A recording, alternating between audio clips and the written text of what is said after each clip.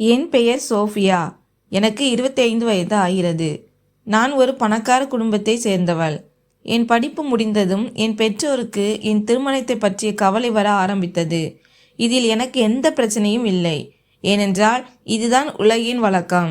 ஒவ்வொரு பெண்ணும் தன் பெற்றோரின் வீட்டை விட்டு கணவரின் வீட்டிற்கு செல்ல வேண்டி உள்ளது. மற்ற பெற்றோர்களைப் போலவே என் பெற்றோருக்கும் என் திருமணத்தை பற்றிய கவலை இருந்தது. அதனால் எனக்காக எங்கள் அந்தஸ்துக்கு ஏற்ற ஒரு பையனை தேட ஆரம்பித்தார்கள். நான் என் பெற்றோரின் ஒரே மகள். அவர்களை விட்டு பிரிய நான் விரும்பவில்லை. ஆனால் ஒவ்வொரு பெண்ணைப் போலவும் நானும் திருமணம் செய்து கொள்ள வேண்டி இருந்தது. என் பெற்றோர்கள் என் மனதை கவரும் ஒரு பையனின் உறவை எடுத்து வந்தார்கள். பையனுக்கு சொந்த தொழில் இருந்தது. அவனுடைய வீட்டில் அவனுடைய பெற்றோர்கள் மட்டுமே இருந்தார்கள். மாப்பிள்ளையின் புகைப்படத்தை பார்த்த உடனே எனக்கும் அவனை பிடித்துவிட்டது. அவன் மிகவும் அழகாக இருந்தான். என் திருமணம் இப்போது பாலாவுடன் நடந்தது. நான் திருமணம் செய்து அவனுடைய வீட்டிற்கு சென்றேன். என் திருமணத்திற்கு பின் ஆரம்ப நாட்கள் மிகவும் மகிழ்ச்சியாக கழிந்தன. ஆனால் என் மாமனார் மற்றும் மாமியாரின் ரகசியம் தெரிந்தபோது என் உடல் முழுவதும் வியர்த்து போனது. ஒரு நாள் பாலா தன் வேலை காரணமாக சில நாட்களுக்கு வெளியூர் செல்ல வேண்டியிருந்தது. இதனால் நான் கொஞ்சம் வருத்தமடைந்தேன். ஆனால் பாலா சென்று விட்டான். நாட்கள் மெதுவாக நகர ஆரம்பித்தன. நான் வீட்டில் சும்மா இருக்க விரும்பாமல் வீட்டு வேலைகளை செய்ய தொடங்கினேன். ஒரு நாள் அதிகாலையில் எங்கள் வீட்டு தோட்டக்காரர் கையில் எதையோ எடுத்துக்கொண்டு ஹாலுக்குள் வந்தார். ஏன் இப்படி வருகிறாய் என்று நான் அவரிடம் கேட்டேன். அப்போது அவர் என் முன் ஒரு பெட்டியை வைத்து ஐயாவுக்கு ஒரு பார்சல் வந்துள்ளது என்றார். நான் பெட்டியை பார்த்தபோது அதில் என் மாமனாரின் பெயருக்கான சீட்டு ஒட்டப்பட்டிருந்தது. இந்த வயதில் மாமனார் பெயருக்கு யார் பார்சல் அனுப்புவார்கள் என்று எனக்கு ஆச்சரியமாக இருந்தது. நான் பெட்டியை திறக்க முயன்றபோது என் மாமியார் ஓடி வந்து அதை என்னிடமிருந்து பிடுங்கினார். இதை பார்த்து நான் திகைத்து போனேன். அவருடைய இந்த செயலால் நான் சிந்தனையில் ஆழ்ந்தேன். அவர் என்னிடம் எதுவும் சொல்லாமல் உள்ளே சென்று விட்டார். அவர் பின்னாலே மாமனார் அறைக்குள் சென்று கதவை உள்ளே பூட்டி கொண்டார். நான் என் பார்வையை தாழ்த்தி என் வேலையை தொடர்ந்தேன். நான் அதை அதிகமாக கவனிக்கவில்லை. இரவு வந்தது. நான் தூங்க சென்றேன். ஆனால் என் மனம் மீண்டும் மீண்டும் மாமியார் மாமனார் பக்கமே சென்றது. அந்த பெட்டியில் என்ன இருந்தது என்று தெரியவில்லை. ஆனால் என் மாமியார் அதை பிடுங்கியதும் பதற்றத்துடன் காணப்பட்டார். பிறகு காலையானது. நான் முற்றத்தில் வந்து அமர்ந்தேன். மாமனார் வெளியே வருவதை பார்த்தபோது நான் ஆச்சரியத்துடன் அவரை பார்த்தேன். அவர் தன் மீது ஒரு சால்வையை போர்த்தி இருந்தார். அந்த சால்வைக்குள் எதையோ மறைத்து வைத்து கொண்டிருந்தார் என்று எனக்கு தோன்றியது. ஏனென்றால் அவருடைய ஒரு கை சால்வைக்குள் இருந்தது. ஆனால் ஆச்சரியப்பட வேண்டிய விஷயம் என்னவென்றால் அவருக்கு எப்போதும் கால்களில் அதிக வலி இருக்கும். அவரால் சரியாக நடக்க முடியாது. ஆனால் இன்று இப்படி எங்கோ செல்கிறார். அதுவும் யாருக்கும், வேலைக்காரனுக்கு கூட சொல்லாமல் வெளியே கிளம்ப என்ன விஷயம்? நான் முன்னோக்கி சென்று அவருக்கு ஏதாவது தேவை இருக்கிறதா என்று கேட்கலாமே என்று நினைத்தேன். ஆனால் அவர் என் பேச்சை கேட்க மறுத்தார். நேற்று நடந்ததைப் போலவே இன்றும் நடந்ததை பார்த்து நான் திகைத்து போனேன். மாமனார் மாமியார் இருவரும் தங்கள் அறைக்குள் சென்று விட்டனர். நான் அவர்கள் பின்னால் அறை வரை சென்றேன். ஆனால் மாமியார் என் முகத்துக்கு நேராக கதவை சாத்தி விட்டார். நான் அதிர்ச்சியுடன் இதையெல்லாம் பார்த்து கொண்டிருந்தேன். உள்ளே என்ன பேசுகிறார்கள் என்று கேட்க விரும்பினேன். ஆனால் உள்ளே வினோதமான சத்தம் மட்டுமே கேட்டது. உள்ளே மாமியார் மாமனார் 2 பேர் மட்டுமே இருந்தார்கள். அப்படியானால் ஏன் இவ்வளவு சத்தம் கேட்கிறது என்று எனக்கு ஆச்சரியமாக இருந்தது. அதன் பிறகு நான் என் அறைக்கு சென்று விட்டேன். இப்படியே நாட்கள் கடந்து சென்றன. என் மாமனார் தினமும் காலையில் எங்கிருந்தோ வீட்டிற்கு வருவார். அவர் கையில் ஏதோ ஒரு பொருள் இருப்பதைப் போல தோன்றும். அதை அவர் எனக்கு காட்ட விரும்பவில்லை. ஆனால் அது என்னவென்று நான் தெரிந்து கொள்ள விரும்பினேன். ஒரு நாள் காலையில் அவர் மீண்டும் வந்தபோது நான் திகைத்து போனேன். ஏனென்றால் இந்த முறை அவர் கையில் என்ன இருக்கிறது என்று எனக்கு தெரிந்துவிட்டது. நான் நினைப்பது அதுவாக இருக்காது. என்னால் உறுதியாக சொல்ல முடியாது. ஆனால் எனக்கு சந்தேகம் இருந்தது. அவர் கையில் ஒரு திரைப்பட சீடி இருந்தது. அப்படியானால் மாமனார் மாமியார் படம் பார்க்கிறார்களா? அதுவும் எந்த மாதிரியான படம் பார்க்கிறார்கள்? அதற்காக அவர்கள் ஏன் அறையை பூட்டுகிறார்கள் என்று நான் ஆச்சரியப்பட்டேன். மாமனாரும் மாமியாரும் அப்படி என்ன பார்க்கிறார்கள் என்று கண்டிப்பாக கண்டுபிடித்தே தீர வேண்டும் என்ற சிந்தனையில் நான் மூழ்கி இருந்தேன். அப்போது என் மாமனார் வெளியே இருந்து வந்து கொண்டிருந்தார். அவர் கையில் அந்த சீடி இருந்தது. அவர் வேகமாக அறையை நோக்கி சென்றார். மாமனார் உள்ளே இருந்து கதவை பூட்ட போகும் தருணத்தில் நான் திடீரென்று அவர் பின்னால் அறைக்குள் சென்று விட்டேன். கதவை மூடிவிட்டு உள்ளே என்ன செய்கிறீர்கள் என்று நான் அவரிடம் கேட்டேன். இதனால் அவருடைய முகம் விலகி போனது. அவர்கள் திரைப்படம் பார்க்கிறார்கள் என்று பதிலளித்தார். அவருடைய பதிலை பார்த்து நான் ஆச்சரியத்துடன் அவரை பார்த்தேன். அவர்கள் படம் பார்த்தால் ஏன் அதை எல்லாருக்கும் முன்னால் பார்க்கவில்லை? ஏன் கதவை பூட்டிவிட்டு பார்க்கிறார்கள்? இதற்கு என்ன அர்த்தம்? எங்கோ ஒரு நிமிடம் அவர் மேலும் அவர் பேச்சின் மீதும் எனக்கு சந்தேகம் வர ஆரம்பித்தது. ஆனால் நான் அமைதியாக அங்கிருந்து சென்றேன். அவர் கதவை பூட்டி கொண்டார். நான் கதவருகை வந்து அவர்கள் உண்மையிலேயே படம் பார்க்கிறார்களா அல்லது அது வெறும் பொய்யா என்று கேட்க காதுகளை வைத்தேன். ஆனால் உள்ளே எனக்கு மீண்டும் அதே போல சத்தம் கேட்க ஆரம்பித்தது. அதனால் அவர்கள் உண்மையிலேயே படம் பார்க்கிறார்கள் என்று எனக்கு ஒரு நம்பிக்கை வந்தது. இப்போது இது தினமும் நடக்கத் தொடங்கியது. தினமும் என் மாமனார் சீடி வாங்கி வருவார். என் மாமியாரும் மாமனாரும் தங்கள் அறைக்கு செல்வார்கள். கதவை பூட்டிக் கொள்வார்கள். பின்பு படம் பார்க்க தொடங்குவார்கள். அதே சமயம் நான் வெளியே கவலைப்பட்டு தனிமையில் அமர்ந்திருந்தேன். திருமணத்திற்கு முன் வீட்டின் பெரியவர்கள் வீட்டின் மகிழ்ச்சியை அதிகப்படுத்துவார்கள் என்று நான் கேள்விப்பட்டேன். ஆனால் இங்கே நிலைமை வேறு. மாமியாரும் மாமனாரும் நாள் முழுவதும் அறையிலேயே இருப்பார்கள். நான் இந்த பெரிய வீட்டில் தனியாக இருந்து கொண்டிருந்தேன். அவர்கள் என் அருகில் உட்கார்ந்து அன்பாக 2 வார்த்தைகள் பேசக்கூட இல்லை. ஒரு நாள் என் மனதில் ஒரு யோசனை வந்தது. என் அமைதியின்மையை போக்க இது மட்டுமே என்னிடமிருந்த ஒரே வழி என்று நான் நினைத்தேன். அதை செயல்படுத்த முடிவு செய்தேன். அடுத்த நாள் என் மாமனார் சீடி கொண்டு வரவில்லை. அவர் வீட்டிலிருந்தே வெளியே போகவில்லை என்பதை கண்டு நான் திகைத்தேன். எந்த பெட்டியும் அல்லது பார்சலும் வீட்டிற்கு வரவில்லை. நான் சீடி வரும் வரை காத்திருந்தேன். 5 நாட்கள் கடந்துவிட்டன. ஆனால் என் மாமனார் வீட்டை விட்டு எங்கும் செல்லவில்லை. நான் பேச்சுவார்த்தையின் போது அவரிடம் கேட்டதும் அவர், உனக்கு தெரியும் இல்லையா, என் கால்களில் எவ்வளவு வலி இருக்கிறது, அதனால் என்னால் வெளியே செல்ல முடியவில்லை என்றார். இந்த விஷயத்தை நான் நம்புவதற்கு பதிலாக ஆச்சரியப்பட்டேன். ஏனென்றால் அவருடைய கால்வலி எனக்கு தெரியும். ஆனால் அது ஆரம்பத்திலிருந்தே இருந்தது. ஆனாலும் அவர் முன்பெல்லாம் சீடி கொண்டு வருவாரே, நான் அதையே அவரிடம் சொன்னேன். உங்களுக்கு எப்போதும் கால்வலி இருக்கும், நீங்கள் தினமும் சீடி கொண்டு வருவீர்களே, பிறகு ஏன் 5 நாட்களாக கொண்டு வரவில்லை என்றேன். இதை கேட்டதும் அவர் பதறிப்போனார். அவர் என் மீது கோபமடைந்து அவருடைய எந்த விஷயத்திலும் நான் தலையிடக்கூடாது, இல்லையெனில் எனக்கு நல்லதில்லை என்று சொன்னார். நான் பிரமித்து போய் அழுது கொண்டே அங்கிருந்து சென்றேன். அவர் என்னிடம் அப்படி பேசிய விதம் எனக்கு அவர் மீது இப்போது பயம் வர ஆரம்பித்தது. இப்போது என் சந்தேகம் உறுதியாகி வந்தது. நிச்சயமாக வேறு ஏதோ ஒரு விஷயம் இருக்கிறது. அடுத்த நாள் அவர் சீடி கொண்டு வந்தார். மீண்டும் மாமியாருடன் அந்த படத்தை பார்க்க தங்கள் அறைக்கு சென்றார். நான் உடனே அவர் பின்னால் சென்றேன். எனக்கு பயமாக இருந்தாலும் நான் தைரியத்தை வர வைத்து கொண்டேன். நான் மாமியார் மாமனாரிடம் சென்று நான் இந்த படத்தை பார்க்க வேண்டும் என்று சொன்னேன். 2-3 நாட்களாக நான் இந்த படத்தை பார்த்தே தீர வேண்டும் என்று நினைத்திருந்தேன். அதனால் என் மனதில் உள்ள சந்தேகம் தீர்ந்துவிடும். ஆனால் என் மாமனார் பேசியதை கேட்டு நான் திகைத்து போனேன். அவர் இந்த படத்தை நீ பார்க்கக்கூடாது என்று மறுத்துவிட்டார். நான் ஆச்சரியத்துடன், ஏன் என்னால் இந்த படத்தை பார்க்க முடியாது என்று அவரிடம் கேட்டேன். அதற்கு அவர், இது எங்கள் காலத்து திரைப்படம், அதனால் உன்னால் இதை பார்க்க முடியாது என்று சொன்னார். இதை சொல்லிவிட்டு அவர் உள்ளே இருந்து கதவை பூட்டி கொண்டார். நான் வெளியே நின்று சிந்தனையில் ஆழ்ந்தேன். அவர்கள் காலத்து திரைப்படம் என்றாலும் நான் பார்க்க விரும்பினால் என்னை ஏன் தடுக்கிறார்கள்? நான் வெளியிலேயே அமர்ந்தேன். கொஞ்ச நேரத்திற்கு பிறகு மாமியாரும் மாமனாரும் வெளியே வந்தார்கள். நான் அவர்களிடம் எதுவும் சொல்லவில்லை.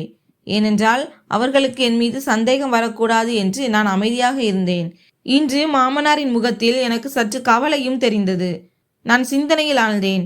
நாட்கள் கடந்தது. ஆனால் என் கேள்விகளுக்கு எனக்கு பதில் கிடைக்கவில்லை. இரவு வந்தது. நான் என் அறைக்கு தூங்க சென்றேன். என் மாமியாரும் மாமனாரும் தங்கள் அறைக்கு சென்றனர். நள்ளிரவில் எனக்கு விழிப்பு வந்தது. என் அறையில் எனக்கு சுவாசம் அடைப்பது போல இருந்தது. அதனால் நான் வெளியே வந்தேன். நான் எங்கள் முற்றத்திற்கு வந்தபோது திகைத்து போனேன். ஏனென்றால் நான் 2 ஆண்களை கதவுக்கு வெளியே பார்த்தேன். அவர்களை பார்த்து அவர்கள் யார் என்று எனக்கு ஆச்சரியமாக இருந்தது. உள்ளே செல்ல என் மனம் விரும்பியது.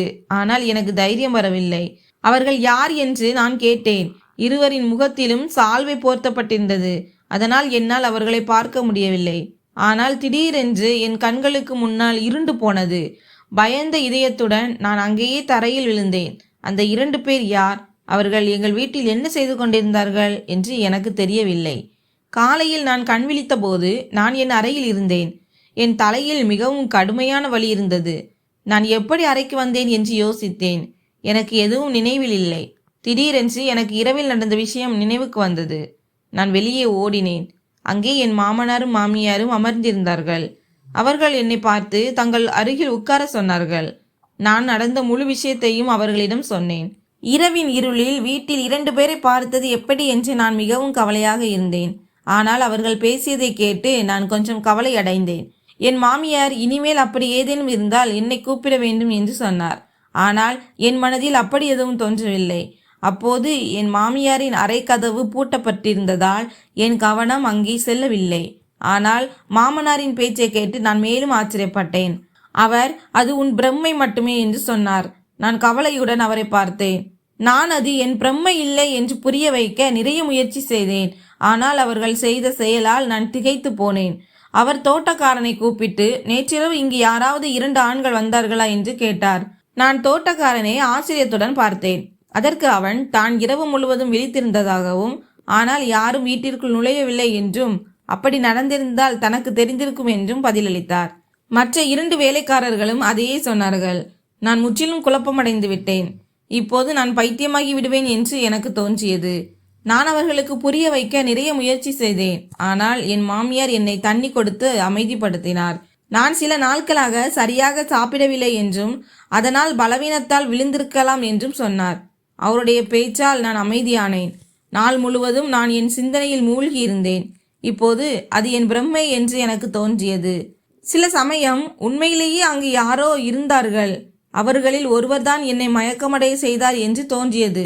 எது உண்மை எது பொய் என்று எனக்கு தெரியவில்லை. நான் மிகவும் பயந்தேன். இரவு 8 மணி இருக்கும். அப்போது நான் மாமனார் வெளியே செல்வதை பார்த்து நான் திகைத்து போனேன். நான் எதையும் யோசிக்காமல் அவர் பின்னால் சென்றேன். ஒருவேளை எனக்கு ஏதாவது விஷயம் தெரிய வரலாம். அவர்கள் அறையில் தனியாக பார்க்கும் அந்த படத்தின் ரகசியம் என்னவென்று என்னால் தெரிந்து கொள்ள முடியலாம். அவர் கார் வைத்திருந்தார். ஆனால் நான் நடந்தே அவர் பின்னால் சென்று கொண்டிருந்தேன். நான் மறைந்திருந்து அவர் பின்னால் சென்றேன். அவர் பக்கத்தில் ஒரு இடத்தில் சென்று நின்றார். பிறகு ஒரு கடைக்குள் சென்றார். அது CD கடை என்று நினைக்கிறேன். 10 நிமிடங்களுக்கு பிறகு அவர் அந்த கடையிலிருந்து வெளியே வந்தார். அவர் வெளியே வந்தபோது நான் ஆச்சரியத்துடன் அவரை பார்த்தேன். அவர் கையில் உண்மையிலேயே ஒரு CD இருந்தது. அவர் சென்றவுடன் நான் அந்த கடைக்குள் சென்றேன். என் சந்தேகம் முற்றிலும் விலக வேண்டும் என்று நான் விரும்பினேன். அதனால் நான் கடைக்காரரிடம் கேட்கலாம் என்று நினைத்தேன். ஆனால் சில வினாடிகள் யோசித்த பிறகு அங்கேயே நின்றுவிட்டேன் மற்றும் சில சீடிகளை வாங்கிவிட்டு வீட்டிற்கு திரும்பி வந்தேன். வீட்டிற்கு வந்து பார்த்தபோது மாமியார் மாமனாரின் அறை பூட்டப்பட்டிருந்தது. நான் கடைக்காரரிடம் எந்த கேள்வியும் கேட்கவில்லை. ஏனென்றால் ஒருவேளை அவர் என் மாமனாருக்கு சொல்லி அதனால் நான் பிரச்சனையில் சிக்கியிருக்கலாம். அதனால் நான் அப்படி ஒரு ஆபத்தை ஏற்படுத்த விரும்பவில்லை. அதனால்தான் நான் அந்த கடைக்காரனிடம் எதுவும் கேட்கவில்லை. நான் என்ன செய்ய வேண்டுமோ அதை நானே செய்ய வேண்டும். அடுத்த நாள் மதியம் மாமனார் CD கொண்டு வந்தார். என் மனதில் திடீரென்று ஒரு விஷயம் தோன்றியது. இப்போதுதான் நான் அதை கவனித்தேன். மாமனார் CD கொண்டு வரும் நேரம் தினமும் வேறுபட்டிருந்தது. சில சமயம் இரவில், சில சமயம் காலையில், சில சமயம் மதியம். ஆனால் ஏன் இப்போது இந்த விஷயம் என்னை மிகவும் அதிர்ச்சியடைய செய்தது? நான் மாமனார் அருகில் சென்று அவர்கள் காலத்து திரைப்படத்தை நானும் பார்க்க வேண்டும். அது எப்படி இருந்தாலும் நான் கண்டிப்பாக பார்க்க வேண்டும் என்று சொன்னேன். அதற்கு அவர் என்னை கடுமையாக பார்த்து அதை நீ பார்க்க முடியாது என்று சொல்லி கண்டிப்பாக மறுத்தார். மேலும் நாங்கள் பாதியில் படத்தை பார்ப்பதை நிறுத்த மாட்டோம் என்று சொல்லி மாமனார் கதவை பூட்டி கொண்டார். மாமியார் ஏற்கனவே உள்ளே இருந்தார். ஆனால் இந்த ரகசியம் எனக்கு புரியவில்லை. அதன் பிறகு நான் என் அறைக்கு வந்து இந்த எல்லா சிந்தனைகளிலும் மூழ்கி இருந்தேன். அப்போது என் கணவர் பாலாவிடமிருந்து எனக்கு அழைப்பு வந்தது. அவர் பேசியதை கேட்டபோது நான் ஆச்சரியத்துடன் மிகவும் மகிழ்ச்சி அடைந்தேன். என் கணவர் நாளை மறுநாள் வீட்டிற்கு திரும்பி வரவிருந்தார். பிறகு நான் அவர் வருவதற்கான தயாரிப்பில் மூழ்கினேன். நான் அதிகமாக யோசிக்கிறேன் என்று நினைத்தேன். எப்படி இருந்தாலும் மாமனார் இவ்வளவு கோபமாக இருந்ததை பார்த்தால் ஒருவேளை அவர் என்னை என்ன செய்வாரோ என்று பயந்தேன். அதனால் இந்த விஷயத்திலிருந்து விலகி இருப்பது நல்லது என்று நினைத்து அதையே முடிவு செய்தேன். அது இரவு நேரம். நான் வெளியே அமர்ந்திருந்தேன். அப்போது மாமனார் திடீரென்று வெளியே வந்தார். நான் அப்போது ஒரு மரத்தின் பின்னால் மறைந்தேன். அவர் என்னை பார்க்கவில்லை. அவர் தொலைபேசியில் யாரிடமும் பேசிக் கொண்டிருந்தார். அதே சமயம் அங்கும் இங்கும் பார்த்து கொண்டிருந்தார். நான் ஆச்சரியத்துடன் அவரை பார்த்தேன். அந்த மரத்திலிருந்து வெளியே வந்த நான் அவர் பேசும் விஷயங்களை தெளிவாக கேட்கும்படி அருகில் உள்ள ஒரு மரத்தின் பின்னால் மறைந்தேன். பிறகு மாமனார் பேச ஆரம்பித்ததை நான் கேட்டபோது என் மீது வானமே இடிந்து விழுவது போல இருந்தது. நான் ஆச்சரியத்துடன் அவர் பேசுவதை கேட்டுக்கொண்டிருந்தேன். அவர் மீது எனக்கு இருந்த சந்தேகம் இப்போது உறுதியாகிவிட்டது. அவர் உள்ளே சென்று விட்டார். நானும் உள்ளே சென்றேன். ஆனால் அவர் பேசிய விஷயங்களே என் மனதில் சுழன்று கொண்டிருந்தன. அது என்னை மிகவும் கவலைப்படுத்தியது. அடுத்த நாளும் அப்படித்தான் நடந்தது. பாதி அளவு உண்மை எனக்கு தெரிந்திருந்தது. ஆனால் முழு உண்மையை தெரிந்து கொள்ள மாமியாரும் மாமனாரும் அறையில் என்ன செய்கிறார்கள் என்பதை நான் அறிவது மிகவும் அவசியம். அவர்கள் உண்மையிலேயே படம் பார்த்தால் அந்த படத்தில் எனக்கு பார்க்க மறுக்கும்படி என்ன இருக்கிறது? எல்லாவற்றையும் நான் தெரிந்து கொள்ள விரும்பினேன். மாமனார் தானாகவே என்னிடம் எல்லாவற்றையும் சொல்ல மாட்டார், தெரியப்படுத்தவும் மாட்டார் என்று எனக்கு தெரிந்திருந்தது. அதனால் நான் எப்படியாவது எல்லாவற்றையும் நானே தெரிந்து கொள்ள வேண்டும். மாமனார் மாலையில் மீண்டும் சீடியை எடுத்து வந்தார். ஆனால் இந்த முறை நான் எந்த எதிர்ப்பும் தெரிய வைக்கவில்லை. அவர் என்னை பார்த்த உடனேயே அறைக்குள் சென்று விட்டார். நான் ஹாலில் அமைதியாக அமர்ந்திருந்தேன். நான் நினைத்த விஷயம் அவர்களுக்கு என் மீது சந்தேகம் வரக்கூடாது என்று நான் விரும்பவில்லை. இந்த ரகசியத்தை பற்றி நான் கண்டிப்பாக தெரிந்து கொள்ள விரும்பினேன். அதனால் நான் அமைதியாக இருப்பது மிகவும் அவசியம். நான் என் அறைக்கு வந்து என் கணவர் வருவதற்கான ஏற்பாடுகளை செய்ய தொடங்கினேன். நாளை என் கணவர் திரும்பி வரவிருந்தார். நான் வேலைக்காரர்களிடம் சொல்ல ஆரம்பித்தேன். என் முழு கவனத்தையும் வேலையில் செலுத்தினேன். இப்போது நான் காத்திருப்பது நாளைக்காகத்தான். இறுதியில் காத்திருப்பு முடிந்தது. நாளையும் வந்தது. நான் மாமனார் செய்தி கொண்டு வருவதற்கு காத்திருக்க ஆரம்பித்தேன். என் மாமியார் சோஃபாவில் அமர்ந்திருந்தார். நான் வேலைக்காரர்களை பார்க்கும் சாக்கு சொல்லிவிட்டு உள்ளே செல்ல ஆரம்பித்தேன். இன்னும் கொஞ்ச நேரத்தில் என் மாமனார் சீடி கொண்டு வருவார் என்று எனக்கு தெரியும். அப்போது நான் யோசித்த முடிவின்படி என் மாமியார் மாமனாரின் அறைக்குள் ஒளிந்து கொண்டேன். இன்று அவர்கள் என்ன படம் பார்க்கிறார்கள், ஏன் அதை என்னிடமிருந்து மறைக்கிறார்கள் என்று தெரிந்து கொள்ள வேண்டும். என் கணவர் வர இன்னும் சிறிது நேரமே இருந்தது. ஆனால் அதற்கு முன் நான் இந்த விஷயங்களை பற்றி தெரிந்து கொள்ள வேண்டும். நான் இதையெல்லாம் யோசித்து கொண்டே மாமியார் மாமனாரின் அறைக்குள் சென்றேன். அவர்கள் சீடியை இயக்கினார்கள். படத்தை பார்க்க தொடங்கினார்கள். படம் தொடங்கியது. நான் கவனமாக பார்த்து கொண்டிருந்தேன். நான் அதை பார்க்க பார்க்க வெட்கத்தால் நான் கூச்சமடைந்தேன். இறுதியில் நான் ஆச்சரியப்பட்டேன். இதுதான் விஷயமா? அரை மணி நேரத்திற்கு பிறகு நான் அங்கேயே குழப்பத்தில் அமர்ந்திருந்தேன். என் மாமியாரும் மாமனாரும் நான் இங்கே இருப்பதை அறிந்தால் என்ன செய்வார்கள் என்று எனக்கு தெரியவில்லை. நான் என் திட்டத்திற்காக காத்திருந்தேன். 5 நிமிடங்கள் கழிந்தது. அப்போது அவர்கள் கதவில் தட்டுதல் சத்தம் கேட்டது. அவர்கள் கதவை திறந்தபோது அவர்கள் திகைத்து போனார்கள். நானும் அப்போது எழுந்து வெளியே ஓடினேன்.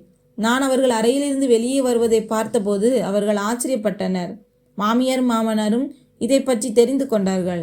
அப்போது அவர்கள் கோபத்துடன் என்னை பார்த்தார்கள். நான் அவர்களிடம் நான் சொல்வதற்கு பதிலாக அவர்களே தங்கள் கதையை சொல்லும்படி சொன்னேன். என் பேச்சை கேட்டு அவர்கள் ஆச்சரியத்தில் இருந்தார்கள். நான் காவல்துறைக்கு ஏற்கனவே தகவல் தெரிவித்திருந்தேன். இப்போது காவல்துறை கடுமையாக நடந்தபோது அவர்கள் ஒப்புக்கொண்டார்கள். என் கணவரும் அப்போது வீட்டிற்கு வந்து சேர்ந்தார். நடப்பதை பார்த்து அவரும் ஆச்சரியப்பட்டார். அப்போது என் மாமனார் பேசத் தொடங்கினார். அவர், ஆம், நாங்கள் தான் இதையெல்லாம் செய்தோம். நாங்கள் ஒரு கும்பலின் தலைவர்கள். எங்களுடன் இன்னும் 2 ஆண்கள் இருந்தார்கள். நாங்கள் பல ஆண்டுகளாக இந்த வேலையில் இருக்கிறோம். எங்கள் வேலை பெண்களை ஏமாற்றி அவர்களில் பலரை வெளிநாடுகளுக்கு அனுப்பினோம். அவர்களில் சிலரை கை கால்களை உடைத்து பிச்சை எடுக்க வைத்தோம். அவர்களில் பலரை தவறான செயல்களில் கொண்டு சென்றோம். எங்கள் முழு கும்பலும் பல ஆண்டுகளாக இந்த வேலையை செய்து வருகிறது. இப்போது எங்கள் வேலை இங்கே நன்கு செட்டில் ஆகிவிட்டது. அதனால் எங்களை யாராலும் பிடிக்க முடியவில்லை என்று கூறினார். எங்கள் அன்றாட வேலை எப்படி நடக்கிறது என்று தெரிந்து கொள்ள நாங்கள் ஒரு வாடிக்கையாளரை போல ஒரு கடையில் சீடியை வாங்கி பிறகு அந்த சீடியை பார்ப்போம். ஏதாவது தவறு இருந்தால் தொலைபேசியில் அழைத்து சொல்வோம். இதனால் எங்களை இன்று வரை யாரும் பிடிக்க முடியவில்லை. இந்த சொத்துக்கள் அனைத்தும் நாங்கள் இதன் மூலம்தான் சேர்த்துள்ளோம். ஆனால் இந்த பெண்ணுக்கு எப்படி தெரிந்தது என்று எனக்கு தெரியவில்லை. நான் முதல் நாளிலேயே இவளை கொலை செய்திருக்க வேண்டும் என்று நினைத்தேன். ஆனால் என் மனைவி மறுத்துவிட்டாள். ஒருவேளை அவள் மனதில் தன் மருமகள் மீது அன்பு வந்திருக்கலாம் என்றார். மாமியார் அழுது கொண்டிருந்தார். அதை பார்த்து நான் ஆச்சரியப்பட்டேன். என் கணவரும் ஆச்சரியத்துடன் நின்று கொண்டிருந்தார். பல ஆண்டுகளாக அவர்கள் இப்படிப்பட்ட வாழ்க்கையை வாழ்ந்தார்கள் என்று என் கணவர் கனவில் கூட நினைத்திருக்க மாட்டார். அந்த இரவில்தான் இந்த விஷயங்களை பற்றி அவருக்கும் தெரிய வந்தது. அந்த இரவில் 2 ஆட்களை பார்த்தது என் பிரம்மை இல்லை. ஆனால் அவர்களில் ஒருவர் மாமனார் மற்றும் அவருடன் சேர்ந்த மற்றவர். தோட்டக்காரரையும் மாமனார் தன்னுடன் சேர்த்து கொண்டார். சீடி கரைக்காரரும் அவர்களுடன் சேர்ந்திருந்தார். மாமனார் நேரத்தை மாற்றிக்கொண்டே இருந்தார். அதனால் யாரும் அவர் மீது சந்தேகம் கொள்ளக்கூடாது. இந்த விஷயத்தால் என் கணவர் மிகவும் வெட்கப்பட்டார். காவல்துறை என் மாமனாரையும் மாமியாரையும் பிடித்து சென்றது. அவர்கள் மூலம் மற்றவர்கள் அனைவரும் கைது செய்யப்பட்டனர். நாங்கள் அந்த வீட்டை விட்டு வெளியேறினோம். நான் படித்தவள். நான் வேலை செய்ய ஆரம்பித்தேன். என் கணவர் அவர்களின் பணம் அனைத்தையும் ஏழை எளிய மக்களுக்கு, அனாதை ஆசிரமங்களுக்கு தந்தார். நாங்கள் இருவரும் சேர்ந்து வேலை செய்தோம். இன்று பெரிய அளவில் இல்லாவிட்டாலும் எங்களுக்கு சொந்தமாக ஒரு சிறிய தொழில் இருக்கிறது. என் கணவர் சீக்கிரமே அந்த கவலையை விட்டு மனம் மாறினார் என்பதில் நான் மகிழ்ச்சி அடைகிறேன். நண்பர்களே, நமக்கு துணையாக இருக்கிறார்கள் என்று நினைப்பவர்கள் கூட நமக்கே தெரியாமல் நமக்கு எதிரியாகத்தான் இருப்பார்கள். உண்மையில் அவர்கள் நம் எதிரிகள் என்று நமக்கே தெரியாமல் அவர்களோடு வாழ்ந்து கொண்டிருப்போம். இந்த கதை பிடித்திருந்தால் வீடியோவை லைக், ஷேர் செய்யுங்கள். நமது சேனலை சப்ஸ்கிரைப் செய்து கொள்ளுங்கள். நன்றி.